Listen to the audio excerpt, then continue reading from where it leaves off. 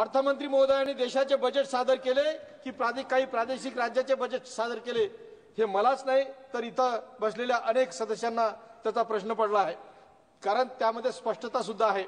अध्यक्ष महोदय, 2025-26 चे बजेट सादर केले, त्यावर देशाच्या भविष्याची चर्चा सुद्धा करणं गरजेचं आहे। अध्यक्ष महोदय, सरकारने विविध योजनांवर घोषणेचा पाऊस पाडलेला आहे, मात्र वास्तविकता वेगळी आहे। अध्यक्ष महोदय, सामाजिक न्याय, शिक्षण, बेरोजगारी, आरोग्य, कृषी, औद्योगिक विकास या संदर्भातील या सर्व समान घटकांना महत्त्व देऊन देशाचं बजेट बनवायला पाहिजे, ते तसं दिसून येत नाही, म्हणून त्याचा विरोध करण्यासाठी मी उभा आहे। अध्यक्ष महोदय, आपण जगातील तिसऱ्या अर्थव्यवस्थेचे स्वप्न पाहत आहोत, परंतु अध्यक्ष महोदय, हे स्वप्न साकार होणार नाही, कारण देशाच्या अर्थव्यवस्था ही ग्रामीण भागात आहे आणि ग्रामीण भागातील अर्थव्यवस्थेत शेतकरी आणि कष्टकरी हा महत्त्वाचा घटक आहे, योग हा महत्त्वाचा घटक आहे, परंतु या अर्थसंकल्पात या घटकावर पूर्णतः दुर्लक्ष केलेलं आहे।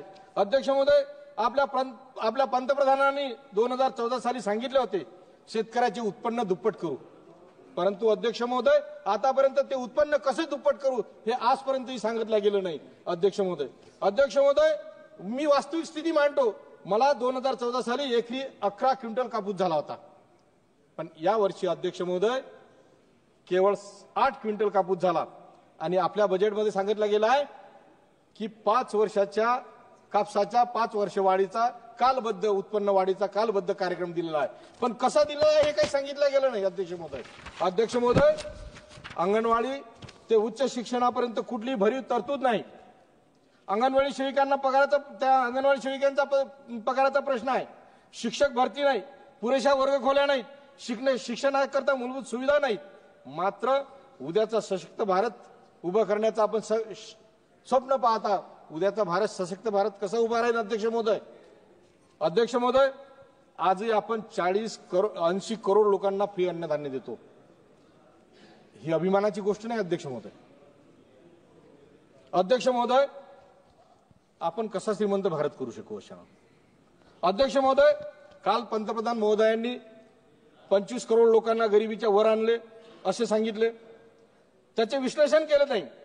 अध्यक्ष महोदय, 25 करोड गरिबीच्या वर आणले, 80 करोड लोकांना अन्नधान्य दिले, हे झाले 105 करोड, आणि मग 35 करोड लोक देशातले काय, त्याची स्थिती काय आहे असं पंतप्रधानांनी त्या 35 करोड लोकांची स्थिती सांगितली नाही। अध्यक्ष महोदय, आजही रोजगार हमीचे पैसे, कामाचे पैसे न मिळाल्यामुळे माझ्या मेळघाटमधील युवकांना आत्महत्या केली, ही वस्तुस्थिती आहे। अध्यक्ष महोदय, म्हणजे मनरेगाचे पैसे जर, मजुरीचे पैसे जर मिळत नसेल तर देशाची आर्थिक परिस्थिती काय आपल्याला सांगता येईल? अध्यक्ष महोदय, पुन्हा प्रधानमंत्र्यांनी काल परवाच्या भाषणात जे काही आकडे दिले ते म्हणजे कोणा एजन्सीकडून घेतले, त्यांनी काय केलं, कुठलं निरीक्षण केलं, काय हे मला कल्पना नाही, पण हास्यास्पद असे आकडे आहेत। देशाचे पंतप्रधान म्हणाले 4 करोड लोकांना घरे दिले, 2022 पर्यंत सर्वांना घरे देणार होते, पण गेल्या 11 वर्षात फक्त 4 करोड घरे दिले, आणि किती घरं बाकी आहेत हे सुद्धा सांगितलं गेलं नाही। अध्यक्ष महोदय, पुढे प्रधानमंत्री असे म्हणतात की 12 करोड शौचालय दिले, त्याचं विश्लेषण नाही। शौचालयाचं टार्गेट किती होतं त्याचं विश्लेषण नाही। पुढे त्यांनी सांगितलं 12 करोड लोकांना नळाद्वारे पाणी दिलं, त्याचं विश्लेषण नाही। कोणाला देणार होते, कसे दिले हे सांगितलं नाही। 10 करोड लोक वेगवेगळ्या योजनेचे चुकीचे लाभार्थी आहेत, त्यामुळे ते शोधले आणि 3 लाख करोड पैसे वाचले म्हणतात। अध्यक्ष महोदय, मी हे माहितीच्या अधिकारात मागणारच आहोत की कसे पैसे वाचले म्हणून, त्यांनी विश्लेषण दिलं नाही। अध्यक्ष महोदय, स्वच्छ भारत योजनेअंतर्गत 2,03,00,000 करोड रुपयाचा कचरा एकूण सरकारी तिजोरीत जमा पैसे झाले असे सांगितलं। अध्यक्ष महोदय, त्याचं विश्लेषण नाही। आयुष्यमान भारत योजनेमध्ये 1,20,00,000 करोड लोकांचे पैसे वाचले, ते कसे पैसे वाचले हे सांगितलं गेलं नाही। अध्यक्ष महोदय, जनऔषधीमुळे 30,000 करोड रुपये लोकांचे वाचले, ते कसे वाचले हे सांगितलं नाही। अध्यक्ष महोदय, घराची स्वच्छता राखल्यानं स्वच्छता अभियान राबवलं आणि आपल्या घराची स्वच्छता राबवली, त्यामुळे 70,000 करोड लोकांचे पैसे वाचले. म्हणजे कुठले गणित आहे, कुठलं काय हे मला अजून समजलं नाही. मी म्हणून म्हणतो की माहितीच्या अधिकारात मी हे आकडे मागणारच आहोत. पण ते आणि त्या पलीकडे माती परीक्षण केलं, त्यामुळे 30,000 हेक्टरी 3,000 रुपये हेक्टरी लोकांचे वाचले, शेतकऱ्यांचे वाचले. म्हणजे अशी जी आकडेवारी आहे ती अध्यक्ष महोदय माननीय प्रधानमंत्री महोदयांनी त्या दिवशीच्या भाषणात माननीय यांच्या तुमच्या राष्ट्रपतींच्या अभिभाषणात ती व्यक्त केली.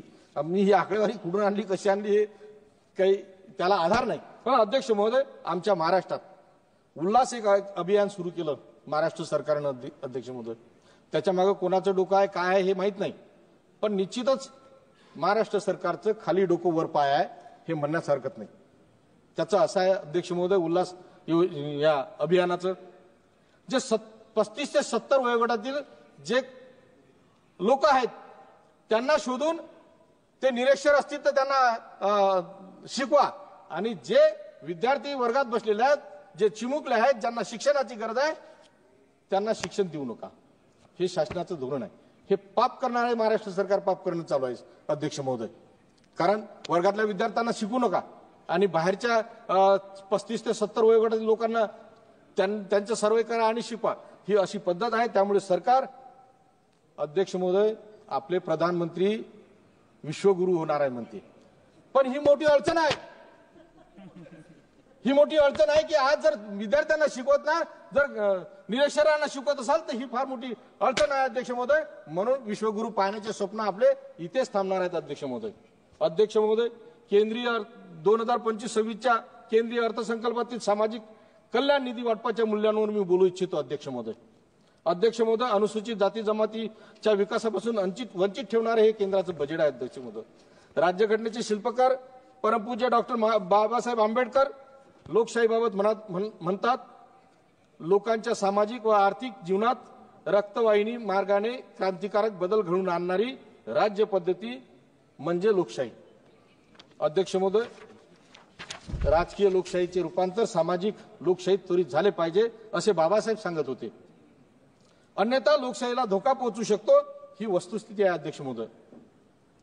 अध्यक्ष महोदय संवैधानिक कर्तव्याचा भाग म्हणून संविधानाच्या भाग 4 मधील अनुच्छेद 36 ते 51 नुसार नीतिनिर्देशाचे पालन करणे ही राज्याची जबाबदारी आहे अध्यक्ष महोदय. अनुच्छेद 46 हे शैक्षणिक सामाजिक आर्थिक न्यायाचे तत्व अधोरेखित करतात अध्यक्ष महोदय. पण अध्यक्ष महोदय 2025-26च्या बजेटमध्ये शोषित वंचित वर्गासाठी, बहुजन व अल्पसंख्याकांसाठी बजेटमध्ये योग्य तरतूद नाही आणि त्याच्या विकासासाठी निर्णयाची घोषणा होईल अशी अपेक्षा सुद्धा भंग झाली. अध्यक्ष महोदय संविधान की बात विकास के साथ हा अजेंडा निश्चित करून त्या दिशेने काम इमानदारीने केले तर संविधानाचे ध्येय गाठू शकतो अध्यक्ष महोदय. पण सरकारचे प्रामाणिक प्रयत्न पाहिजेत अध्यक्ष महोदय. अध्यक्ष महोदय प्रामाणिक ध्येय उद्दिष्ट असेल तर शोषित वंचित वर्गाला आपण न्याय देण्याचे काम करू शकू. मागच्या आमच्या हक्काचे बजेटमध्ये आमचा हक्काचा वाटा, आमचे शिक्षण, आमचे आरोग्य, आमची उपजीविका, आमचा रोजगार, आमची सुरक्षा, सन्मानाने जगणे संविधानाने जे दिले ते आम्हाला या बजेटमध्ये दिसत नाही अध्यक्ष महोदय. अध्यक्ष महोदय बजेटवर बोलताना माझ्या मतदारसंघातील काही प्रलंबित आणि काही नवीन बाबी आहेत, त्या माध्यमातून सरकारला मी विनंती करणार आहे अध्यक्ष महोदय. अध्यक्ष महोदय इंग्रजकालीन नॅरोगेज जी रेल्वे आहे मूर्तिजापूर अचलपूर, ज्याला आम्ही शकुंतला म्हणतो, ती रेल्वे ब्रॉडगेज करावी त्याकरता महाराष्ट्र सरकारने तरतूद सुद्धा केली आहे अध्यक्ष महोदय. त्याला तत्वता मान्यता देऊन ती सुरू करावी. नळगंगा वैनगंगा नदीजोड प्रकल्प लवकर सुरू करण्यात यावा. अमरावतीतील विमानतळाबाबत अध्यक्ष महोदय फार रंजक गोष्ट आहे. तारीख पे तारीख चालू आहे अध्यक्ष महोदय. अध्यक्ष लवकर खत्म करणार आहोत, अन्याय करू नका. 1 मिनिट और खत्म करिए. तर मंत्री महोदय उड्डाण मंत्री महोदयांनी यावर लक्ष घालून तो लवकर सुरू करावं. कापूस आणि संत्र्याची पिकं फार मोठ्या प्रमाणावर असल्यामुळे सूतगिरणी तसेच संत्र्यावर प्रक्रिया करणारे उद्योग उभारावे. फिनले मिलचा प्रश्न असा आहे अध्यक्ष महोदय, अनेक युवकांनी आत्महत्या केली, त्यांचे जे पगार आहेत ते पगार सुद्धा राहिले. फिनले मूल चालू असल्यामुळे ते बेरोजगार झाले, चालू नसल्यामुळे, म्हणून फिनले मूल सुद्धा चालू केले गेले पाहिजे. आणि विशेष म्हणजे अध्यक्ष महोदय, मेळघाट येथे पिण्याचे पाणी, रस्ते, वीज ह्या मूलभूत सुविधा करता ज्या काही वन विभागाच्या जाचक अटी आहेत त्या रद्द केल्या पाहिजेत. अध्यक्ष महोदय, अभिजात भाषेचा दर्जा दिला मराठीला. मराठीचं जे संमेलन आहे, मराठी संमेलन अखिल भारतीय, ते दिल्लीत आहेत. अध्यक्ष महोदय, गुमानला मराठी साहित्य संमेलन भरलं होतं. त्यावेळेस तत्कालीन रेल्वे मंत्र्यांनी 2 गाड्या मोफत दिल्या होत्या, रेल्वे गाड्या. आणि आज या सरकारनं मराठी भाषेला अभिजात दर्जा तर दिला, परंतु रेल्वे गाड्यांसाठी तिप्पटनं पैसे आकारले, आणि तिप्पटनं पैसे आकारले नाही तर वेटिंग चार्ज सुद्धा लागला.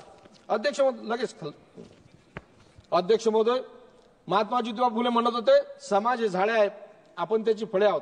या विचाराने प्रेरित होऊन आपण समाजातील सर्व घटकांच्या कल्याणासाठी कटिबद्ध असले पाहिजे, हा असा अर्थसंकल्प असला पाहिजे होता.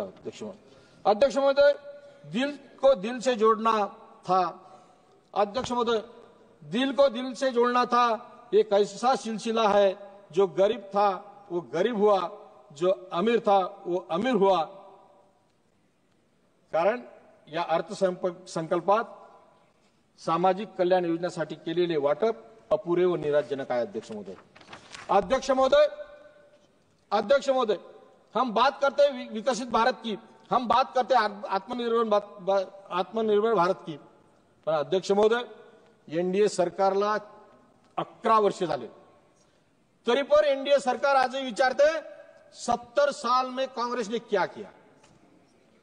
हिंदू खतरे में है, आनी बानी, बटेंगे कटेंगे, एक हो तो शेप हो, याच्या पुढे गाडीच चालली नाही सरकारची. अजूनही शब्द ते वापरावे लागतात. अध्यक्ष महोदय, मी दाव्याने सांगतो, आणीबाणीचा नेहमीचा उल्लेख इथं होत असते सभागृहात.